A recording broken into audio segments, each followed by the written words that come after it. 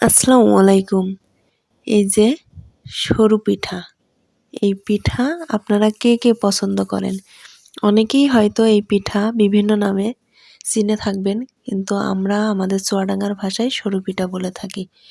এটার জন্য আমি চালের গুঁড়া, লবণ, গরম পানিতে ভালোভাবে একটা কাই তৈরি করে নিয়েছি।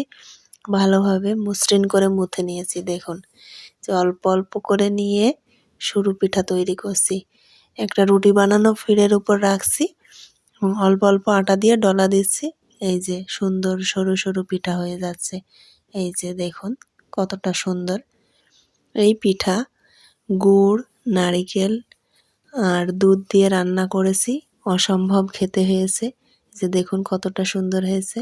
যে রান্না করার পর দেখুন ফাইনাল লুক দেখেই জিভে জল চলে আসছে। আসলেই খেতে অনেক মজা। আপনারা বাসায় ট্রাই করবেন, আপনাদের অনেক ভালো লাগবে। অনেক সহজে অনেক মজাদার খাবার। ধন্যবাদ সবাইকে শেষ পর্যন্ত পাশে থাকার জন্য। আসসালামু আলাইকুম।